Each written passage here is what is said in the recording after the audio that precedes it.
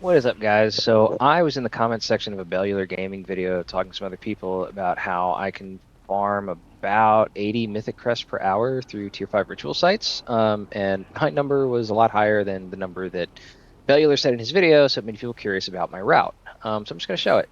I am a subtlety rogue, but I will show the route in a way that's not stealth dependent because I know not every class will have stealth. I will also say I am 287 eye level. However, I promise I was around 276 eye level when I was doing these in about 5 minutes per run.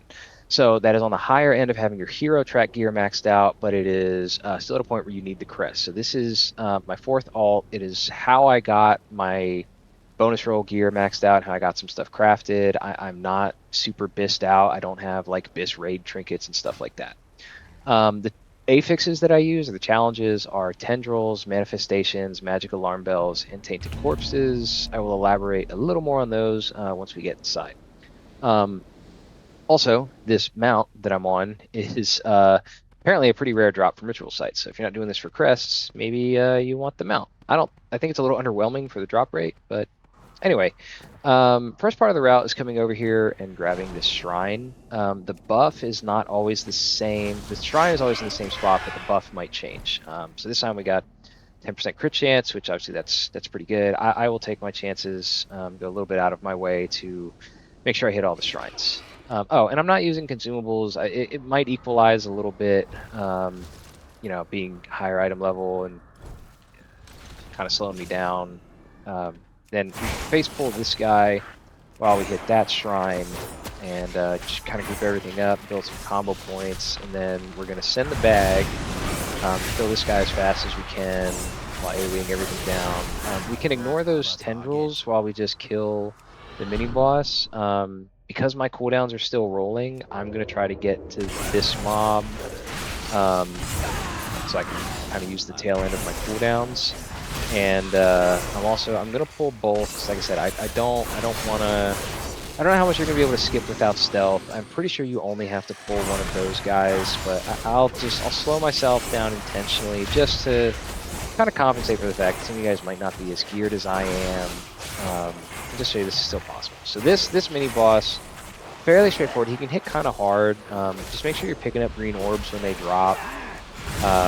Always make sure you have something to interrupt these fragility affix ads. Anything that CCs will work. For me, that's blind, kidney shot, cheap shot. It doesn't matter what it is. Just make sure that you don't let it go off because it's a 1 minute long debuff that increases the damage you take by 100%. So now we hit this shrine on our way over here, which also takes us a little bit out of the way and gives cooldowns a little bit of time to reset while we go to this next mini boss. And again, very straightforward mini boss. Dodge, kick what you can. It really should be fairly straightforward. Doesn't matter what class you are, they're all pretty easy to deal with. Something that can happen a lot is that there's a lot of places to get stuck on the terrain, like this, just like that. You lose a second or two. It's really not the end of the world. This guy, I'm pretty sure you won't pull those if you just jump down on top of him, but I am going to jump a little closer to the side that I jumped on here to just kill these guys while I have my cooldowns rolling, and I'm going to pull that pack that was over here, just because after this mini boss is dead, it's a little hard to get past those guys without stealth. So I'll just use my cooldowns to burn them. That cleave that was hitting me, it does auto-fixate, meaning it will trace you, but if you step out of melee range, it will not hit you. So if you're taking too much damage to it, or if it's knocking you back to where you might pull extra stuff, just try to get positioned to where you can step far enough away without pulling extra pulls. So, also, I should have mentioned this sooner. Those green puddles there, that's the tendrils affix. I'm going to assume if you're farming these, you're relatively familiar with the affixes, but I will do my best to explain them as I see them. And like the green puddle that just spawned, that's the tainted corpses affix. I generally like to kill little ads like this at a mini boss before I pull the mini boss if I don't have cooldowns, because you can pull them without getting aggro on the boss. Bifurcation, the cast that he just did, I will dodge that instead of kick it. It's nullification. Again, I'm saving my kick in case a fragility ad spawns, so I just cloaked it. So I'm just going to dodge. Now we have the fragility ad. I'm just going to run over and kick him. So we're at 4 minutes, and we're coming up on the third void entity. And then after the void entity, all that's left is 2 mini bosses. So again, like you'll notice, like I'm jumping and getting stuck on stuff, and I'm intentionally losing some time.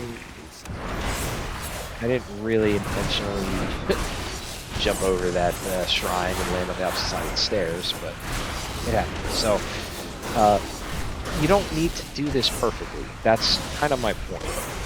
You do want to kick that consume essence. You save a kick for that. If you let that get off, you will lose a lot of time. It's a big heal. That boss is actually a little dangerous. He does a lot of damage, but it shouldn't feel unkillable. If it feels like you can't survive something, you're probably doing something wrong. This boss has mechanics that you kind of have to pay attention to. I'm going to let him live just so you can see. So this puddle is a soak. You want to step into these puddles. And then Corrupted Rush, same thing. You know, if you're going to kick it, make sure you have something for the fragility. It can get a little awkward to where, like, you might have to soak a puddle at the same time that, you know, fragility ad spawns. Really, if you're using your class utility, you're using your defensives, it should be survivable even if you have to take something that might have been avoidable in more ideal circumstances. So, you know, I wish I could say like, oh, it's all just like tank and spank. You're gonna have to push your buttons in semi-intelligent ways. You might have to run around like hitting little orbs to get healed, but you know, I'm at 6 minutes. This guy's almost dead, and you know, I've been making mistakes. I've been going a little slow, so it should feel accessible. But that's it. I mean, you know, that was about 6.5 minutes. And if you got, you know, a couple hours to kill and this doesn't make you totally miserable, it is very efficient.